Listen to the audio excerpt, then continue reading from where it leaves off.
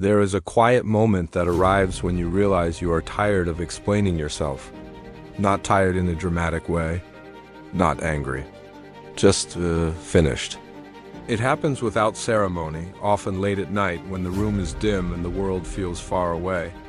You replay conversations you never meant to rehearse, sentences you shaped carefully so they would land softly so they would be understood. And still, they weren't.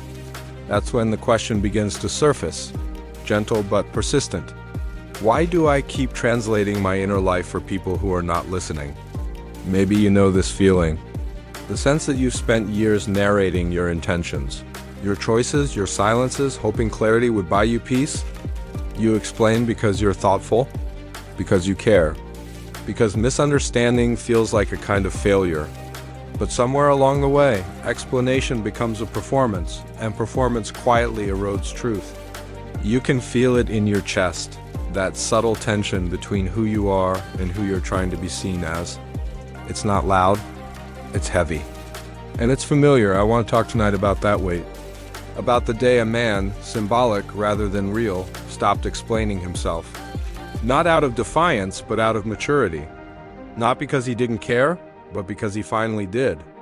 This isn't a story about success or brilliance or public triumph. It's a story about restraint, about learning when silence carries more honesty than words ever could. For a long time, this man believed clarity could solve everything. If he spoke carefully enough, people would understand his intent. He believed that misunderstanding was a technical problem, one that could be corrected with better language and patience. And so he explained. Again and again, he clarified motives. He justified pauses. He softened edges. He stayed calm even when he felt misread, but something subtle happened as the years passed. Each explanation cost him a little more energy than the last, not because he lacked confidence, but because he was beginning to see a truth that doesn't announce itself easily.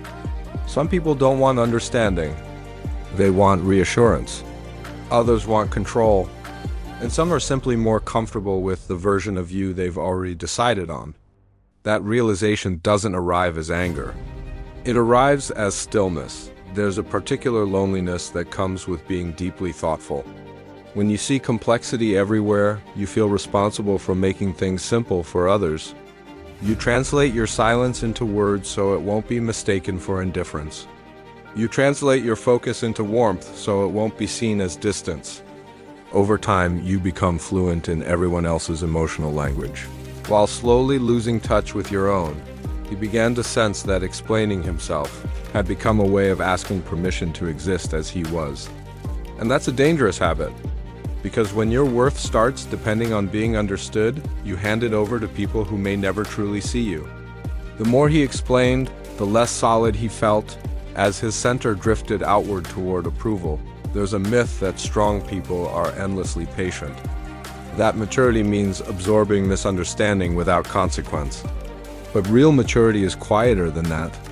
It recognizes limits. It understands that clarity offered to the wrong ears becomes noise.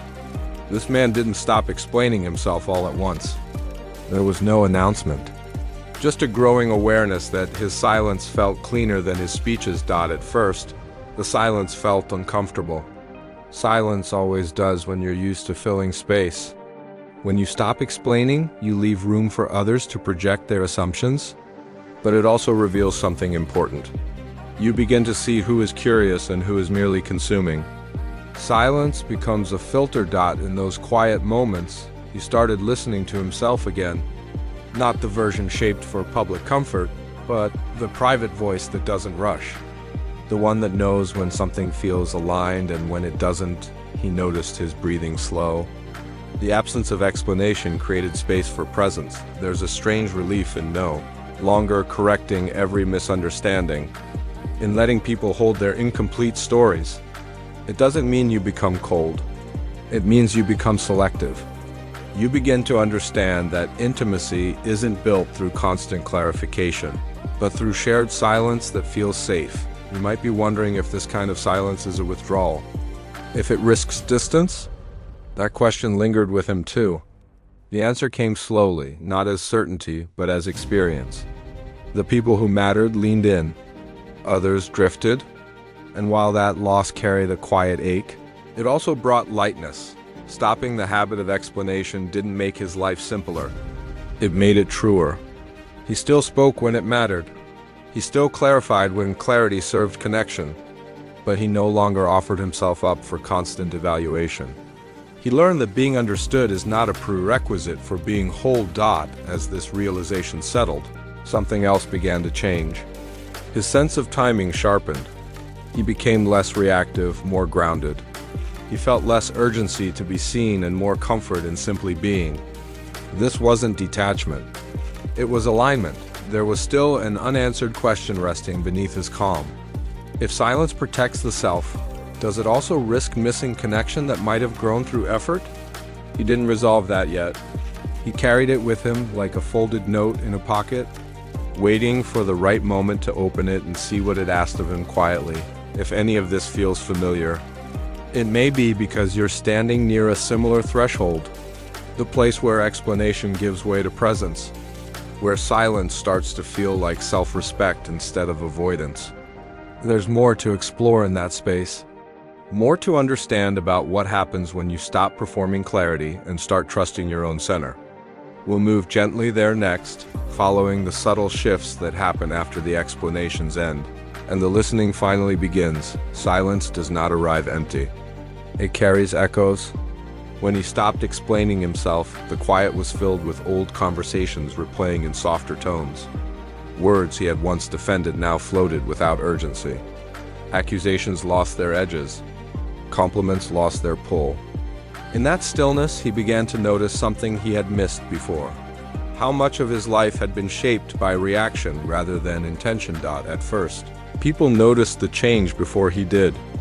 They felt the absence of his clarifications, the missing footnotes to his behavior. Some leaned forward, trying to pull explanations out of him the way they always had. Others grew uneasy. Silence has a way of unsettling those who rely on constant reassurance. He watched these responses with curiosity, not judgment, as if observing weather patterns rather than personal verdicts. What surprised him most was not how others reacted, but how his own body responded. His shoulders felt lower, his jaw unclenched. Even his sleep deepened, as if his nervous system finally believed it was no longer on trial. He realized how exhausting it had been to live as if every choice required a defense. The silence wasn't passive. It was restorative. There is a belief that if you don't explain yourself, you risk being misunderstood forever. But what he discovered was more nuanced. Some misunderstandings dissolve on their own when you stop feeding them. Others reveal themselves as permanent, no matter how eloquent your words. That distinction is important. It teaches you where effort matters and where it only drains. In the absence of constant explanation, his attention turned inward. He began asking questions he had postponed for years. Not dramatic questions about purpose or legacy, but quieter ones. Why do certain moments make me tense? Why do I feel compelled to justify pauses? Why does silence feel like guilt instead of rest? These questions didn't demand immediate answers. They asked for patience. He started to see how often explanation had been a substitute for trust. Trust that his actions would speak. Trust that the right people would understand without translation. Trust that being misread by some did not invalidate his inner compass. Letting go of explanation required faith, not in others but in himself. There were moments of doubt. Nights when the quiet felt too wide, when he wondered if he had withdrawn too far. Silence can feel like distance when you are used to connection through words. During those moments, he noticed a familiar impulse rising, the urge to reach out and clarify, to smooth things over preemptively. Instead, he paused. He let the feeling pass without obeying it. That pause became a practice. In it, he learned to distinguish between genuine connection and anxious attachment. Genuine connection didn't demand constant proof. It allowed room for misunderstanding without collapse. Anxious attachment, on the other hand, thrived on explanation, on reassurance, on endless checking. Seeing this difference changed how he related to everyone, including himself. His relationships began to shift in subtle ways. Conversations grew slower. There were fewer justifications and more listening. When he did speak, his words carried more weight, not because they were louder, but because they were chosen. He noticed how silence invited others to reveal themselves. Without his explanations filling the space, people spoke more honestly, sometimes uncomfortably so. There is a quiet strength in not rushing to be understood. It signals a belief that truth does not need to be chased. This strength is often mistaken for coldness, but it is closer to confidence. Not the performative kind, but the grounded kind that comes from self-knowledge. He wasn't closing himself off. He was standing still. Still, an unresolved tension lingered. If silence is power, how do you keep it from becoming armor? How do you remain open without reverting to over-explanation? He felt this tension most acutely in moments of intimacy, when vulnerability and restraint seemed to pull in opposite directions. He didn't yet know how to balance them. What he did know was that silence had given him access to something rare, emotional clarity. Without the noise of constant defense, his feelings surfaced more cleanly. Sadness appeared without drama. Joy arrived without justification. Even frustration felt simpler, less tangled in narrative. He began trusting these signals, letting them guide his timing. Timing became everything.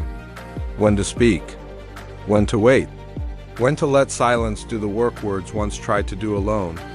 This sensitivity to timing did not come from strategy, but from presence.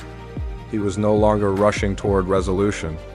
He was allowing understanding to unfold at its own pace. As days passed, he noticed a quiet recalibration taking place. His sense of self was no longer dependent on immediate feedback. Approval felt pleasant but optional. Disapproval felt uncomfortable but survivable.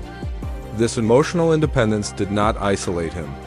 It steadied him, yet one question remained gently open, like a door not fully closed. If explanation once served as a bridge, what replaces it now? How do two people meet without over-explaining, without hiding, without performing clarity for safety? He carried this question with him as he moved deeper into this new way of being. Knowing it would ask more of him soon, there is more to this silence than rest. It is shaping him, teaching him something about connection that words alone could never convey. As we move forward, we will step closer to that delicate edge where silence meets intimacy, and where presence begins to speak in ways explanation never could. Silence, once chosen, begins to change its meaning. What first felt like relief slowly transformed into responsibility. He noticed that when he no longer explained himself, his presence carried more weight. Every pause, every word, every absence was felt more clearly by others.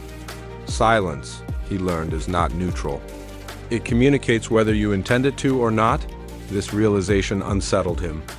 For years, explanation had been his way of caring. Removing it felt like removing a safety net. Without the constant softening of edges, his intentions stood exposed, unedited. He began to ask himself a quieter question. If I am no longer explaining, am I still being kind? Kindness, he realized, had often been confused with accommodation. He had learned early that being understood required effort, that clarity was a form of generosity. But generosity, when unbalanced, turns into self-erasure. In the stillness, he saw how often he had given clarity to avoid discomfort, not to build truth. There were moments when people filled his silence with stories that weren't his. Assumptions settled where explanations used to live. Some of those stories painted him as distant, others as indifferent. He felt the old reflex return, the urge to correct the narrative, to set the record straight. This time, he didn't suppress the impulse. He studied it. He noticed how much of that urge came from fear. Fear of being misunderstood. Fear of losing connection. Fear that silence might be mistaken for withdrawal. But beneath the fear was something deeper, a belief that his inner world was fragile, that without explanation it might collapse under misinterpretation. Seeing this belief clearly was uncomfortable. It asked him to trust his own solidity. Trust is not loud. It doesn't argue for itself. It waits. He began to experiment with letting misunderstandings exist a little longer than felt comfortable. Not indefinitely, but long enough to see what happened when he didn't rush in. Sometimes nothing happened at all. The misunderstanding faded. Other times, people asked genuine questions. Those moments felt different, cleaner, earned. He realized that explanation offered too early robs connection of depth. When you answer before curiosity forms, you perform rather than relate. Silence, when held with warmth, allows curiosity to breathe. It invites the other person to step forward rather than lean back. This changed how he experienced intimacy. Intimacy, he discovered, is not built through constant disclosure. It grows through shared presence, through the willingness to be seen without control. When he stopped managing perception, relationships either deepened or revealed their limits. Both outcomes carried truth. There were evenings when he sat alone, noticing how the quiet no longer pressed on him. It felt inhabited. He could sense himself more clearly, without the echo of imagined judgments. In those moments, he felt a subtle strengthening, like a muscle being used differently. Silence was no longer avoidance. It was alignment. Still, vulnerability remained a question. He had not stopped feeling. He had simply stopped narrating every feeling as it arose. He wondered whether true openness required words or whether presence alone could communicate care. The answer did not come as a conclusion. It arrived as a pattern. When he spoke from silence rather than obligation, his words landed differently. They were fewer but truer. He no longer tried to preempt misunderstanding. He allowed his voice to carry uncertainty when uncertainty was honest. This, paradoxically, made him easier to trust. There is a quiet authority that emerges when you are no longer trying to convince. Not authority over others, but over yourself. He felt less fragmented, less split between inner truth and outer presentation. This coherence did not make him rigid. It made him calm, yet the balance remained delicate. Too much silence and connection withers. Too much explanation and presence dissolves. He began to sense this balance intuitively, like adjusting his steps on uneven ground. He listened more closely, not just to others, but to the space between interactions. One night, the unresolved question returned with new texture. If silence can protect truth, how does one offer love without over-explaining it? Love, after all, longs to be felt, not inferred. He sat with this tension, feeling its weight without rushing to resolve it. Perhaps love does not require constant translation. Perhaps it asks for steadiness instead. A presence that remains consistent whether praised or misunderstood. A warmth that does not chase affirmation. This idea unsettled him. Because it required patience he was still learning, he began to notice how often love is confused with effort, with proving, with explaining oneself into exhaustion. Letting go of explanation felt like letting go of proof. It asked him to believe that love, when real, does not disappear in silence. As this understanding deepened, he sensed that something important was approaching. Silence had stripped away noise. Presence had restored clarity. What remained was choice. When to step forward, when to remain still, and how to let others meet him there without force. This stage of the journey was quieter than the last, but heavier with meaning. The silence was no longer about retreat. It was about readiness. Something was forming beneath the surface, something that would ask him to show up differently, not louder, but more honestly. That moment was not here yet, but it was close enough to feel. Readiness does not announce itself. It arrives as a subtle shift, a feeling that you no longer need to brace before engaging. He noticed this change not in grand moments, but in ordinary ones. A conversation that once would have triggered explanation now passed quietly. A pause that once felt awkward now felt complete. Silence had stopped feeling like something he used. It had become something he lived inside. With this readiness came a deeper awareness of presence. He was no longer rehearsing responses while others spoke. He listened without scanning for threat or misunderstanding. This kind of listening required courage. When you stop preparing explanations, you stop protecting yourself from being affected. Presence opens you to impact. He began to see how often people speak not to connect, but to secure themselves. Words become shields, explanations become negotiations for safety. In stepping back from that pattern, he felt more exposed, yet strangely steadier.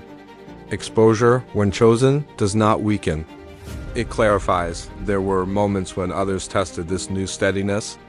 Questions arrived that were not really questions, but invitations to justify. He could feel them immediately, the subtle pull to over-articulate, to make things palatable. Instead of responding automatically, he paused. In that pause, he checked something internal. Am I being asked to share or to perform? This internal check changed everything. When he spoke from sharing, his words were simple, even imperfect. When he declined to perform, his silence was not defensive. It was kind but firm. He realized that boundaries do not always require explanation. Sometimes they only require consistency. Consistency became his quiet language. Showing up the same way, regardless of reaction. Speaking when it mattered, not when pressured. Letting his actions settle without commentary. This steadiness communicated something words never had. It said, "This is who I am, even when I'm not explaining it." In relationships, this shift was unmistakable. Some people leaned into the calm, feeling safer in the absence of emotional volatility. Others grew restless. They were used to engagement through friction, through reassurance and repair. Without that familiar cycle, they felt unanchored. He did not judge this. He observed it with a soft sadness. Letting people experience their own discomfort without rescuing them was one of the hardest lessons. It went against his instinct to smooth and clarify, but he saw how rescuing often delayed growth, both theirs and his. Silence, held with warmth, allowed truth to surface naturally. There were evenings when he reflected on how much energy he now had. Energy once spent explaining was available for noticing. He noticed light changing in the room. He noticed the way certain thoughts passed without hooking him. He noticed how peace did not require resolution, only acceptance. Acceptance, he learned, is not agreement. It is the decision to stop fighting reality. He accepted that not everyone would understand him. He accepted that being misunderstood did not mean being wrong. He accepted that connection built on constant explanation was fragile by design. Still, love lingered as a question. Not romantic love alone, but the broader sense of care that binds people. How do you express care without over-explaining? How do you remain emotionally available without narrating your every intention? These questions did not disturb him anymore. They felt like invitations. He began to experiment gently. Small gestures without commentary, showing up without justification, letting silence accompany affection. He watched how these gestures landed. Often, they landed deeper than words ever had. Presence, he realized, has texture. It can be felt even when nothing is said. There was a moment, quiet and unremarkable, that stayed with him. Someone asked him why he no longer explained himself the way he used to. The question was sincere, not accusatory. He considered answering fully, tracing the journey, offering context. Instead, he smiled softly and said only that he had learned to trust quiet more. The simplicity of that answer surprised him. It felt complete, not evasive, not defensive, just true enough for the moment. He noticed how the other person relaxed, how the conversation moved on without tension. That was new and meaningful. He understood then that explanation is not the enemy. Timing is. When explanation comes from fear, it weakens connection. When it comes from presence, it strengthens it. Silence had taught him discernment. This discernment extended inward as well. He no longer explained his feelings to himself excessively. He let them be. Sadness didn't need a story. Joy didn't need permission. He felt more whole, less managed. As this chapter of silence matured, something else became clear. He was no longer defining himself in opposition to misunderstanding. He was defining himself by alignment. This shift was subtle but profound. It meant his sense of self was no longer reactive, yet another quiet question waited ahead. If silence and presence can create safety, what happens when vulnerability demands to be spoken aloud? There are moments when words are not optional, when withholding them would be a retreat. He sensed such a moment approaching. For now, he stayed with the stillness, not as an endpoint, but as preparation. Silence had refined him. Presence had steadied him. What remained was learning when to step forward with words that mattered, not many, but enough. That moment, when silence would give way to deliberate speech, was forming just beyond awareness. It would not be rushed. It would arrive with the same quiet certainty that had guided him this far. And when it did, it would change the meaning of explanation entirely. There comes a point when silence has done all it can do. Not because it has failed, but because it has prepared the ground. He felt this shift not as urgency, but as clarity. Words were no longer pressing against his chest, asking to be released.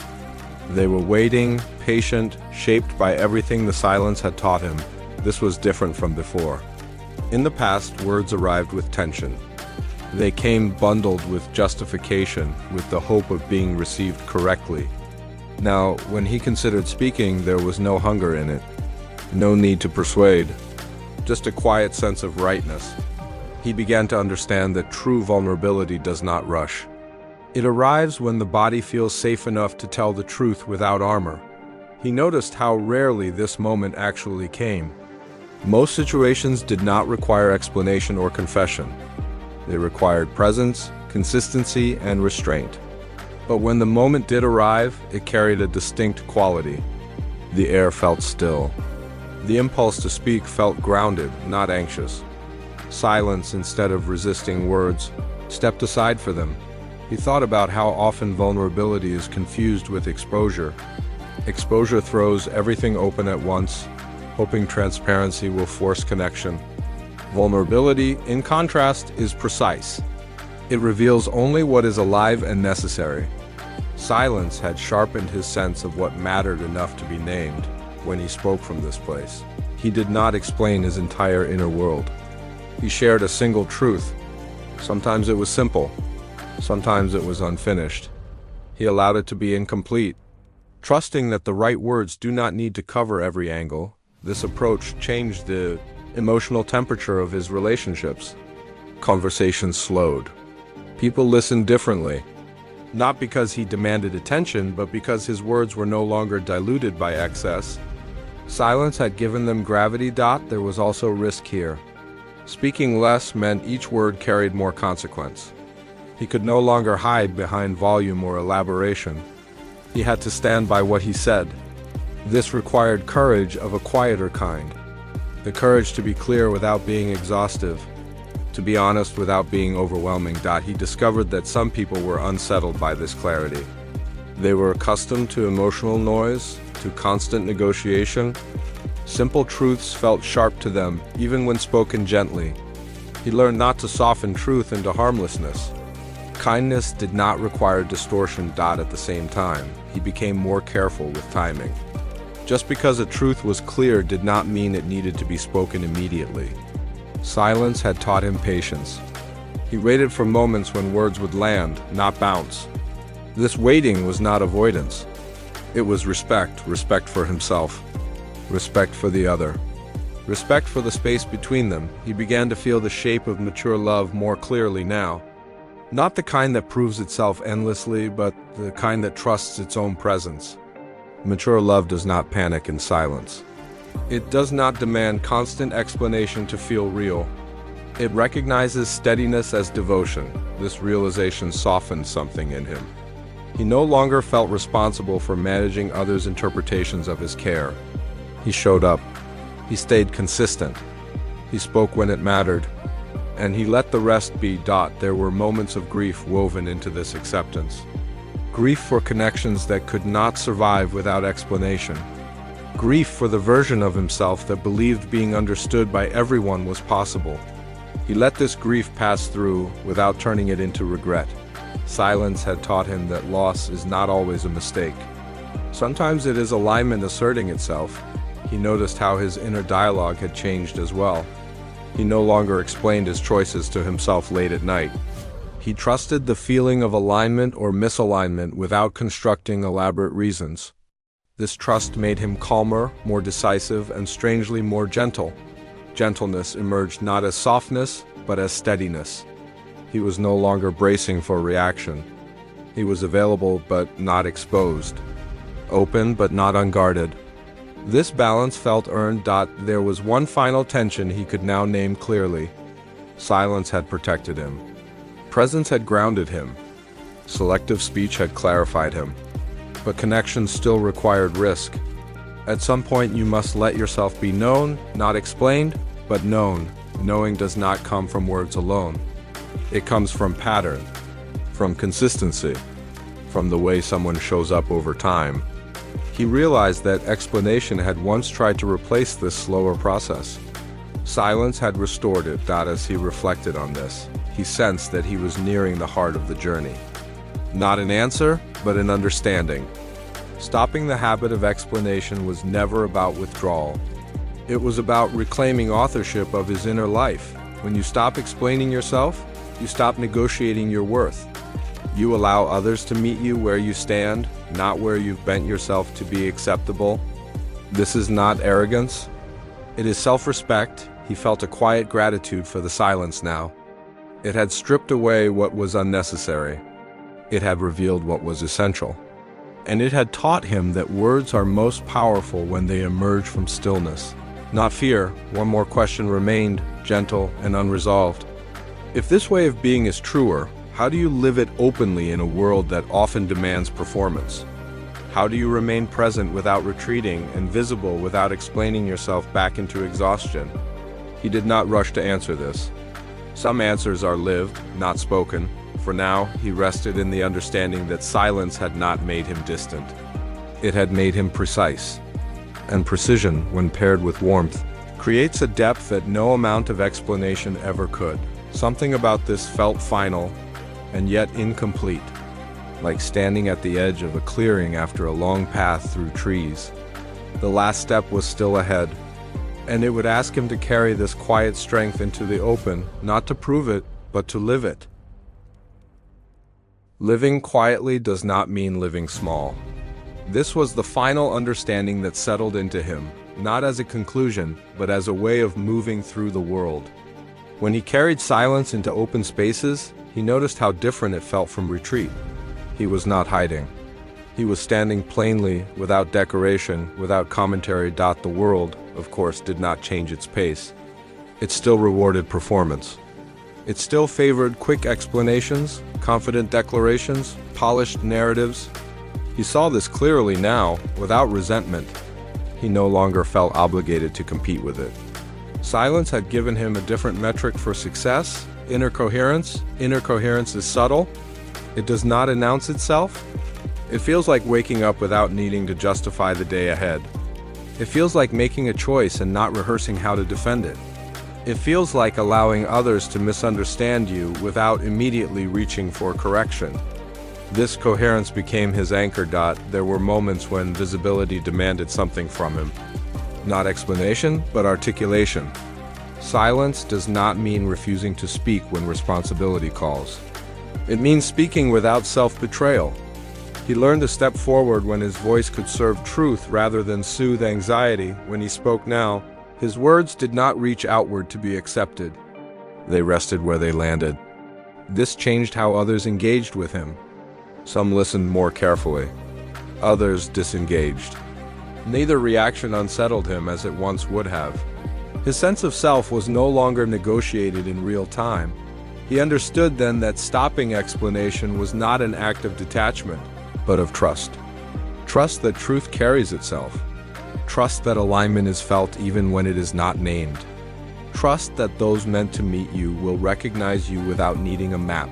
There was a quiet dignity in this trust. It softened his movements, slowed his responses. He felt less compelled to fill space. Silence became a companion rather than a strategy. It moved with him, not around him. He thought about how much of life is spent trying to be understood instead of trying to be present. Presence does not argue for itself. It reveals itself over time. This revelation does not belong to everyone. And that, he realized, is not a failure. He no longer equated being unseen with being unvalued. He no longer mistook misunderstanding for rejection. These shifts freed him from an invisible pressure he had carried for years.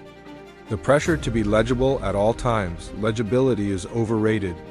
Some truths lose their shape when forced into explanation. Some depth can only be sensed, not summarized.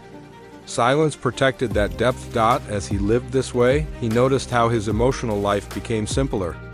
Not easier, but cleaner. Feelings arose and passed without requiring narrative. He did not need to tell a story about every reaction.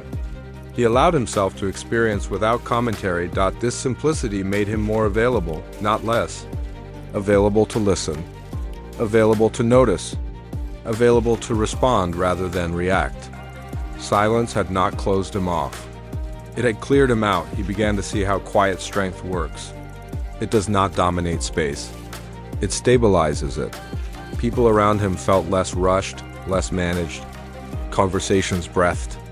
Even conflict softened, not because it disappeared, but because it was no longer fueled by defensiveness. There was a kind of leadership in this, though he did not name it as such. Leadership not through assertion, but through steadiness.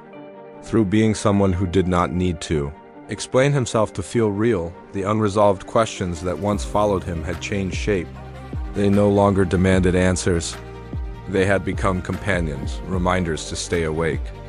How much should be said? When does silence serve love and when does it withhold it? These were not problems to solve. They were tensions to hold. He learned to trust himself with that tension, to sense when silence was protective and when it was avoidant. This discernment was imperfect but honest. And honesty mattered more than certainty. As time passed, he noticed something quietly beautiful. The people who remained in his life met him differently now. There was less performance on both sides, less explaining, more being. The connections that formed in this space were slower, but deeper. He understood then that stopping explanation did not mean closing the door to intimacy. It meant opening it without forcing anyone through. Those who entered did so willingly, without needing persuasion. This was the quiet strength he had been circling all along. Not strength that convinces, but strength that endures. Strength that does not need applause. Strength that remains intact even when misunderstood. At night, when the world softened and the noise receded, he felt gratitude. Not for recognition, but for peace. The kind of peace that comes from no longer arguing with reality, from no longer translating yourself into smaller pieces so others can digest you easily. He thought of the earlier version of himself, the one who believed explanation was the price of belonging. He felt compassion for that version. It had been doing its best with what it knew. Silence had not erased that effort. It had honored it by allowing rest. If there was a message in all of this, it was not one he would speak aloud. It was something lived, that you are allowed to exist without constant clarification, that your worth does not increase with explanation. That presence, steady and warm, speaks louder than defense ever could. The day he stopped explaining himself was not dramatic. No one marked it. No one applauded. But it changed the texture of his life. It returned him to himself. And perhaps that is the quiet invitation in this story. Not to withdraw, not to harden, but to listen closely to the moment when explanation stops serving truth, and to trust that what remains, silence, presence, steadiness, may be exactly what you have been trying to say all along.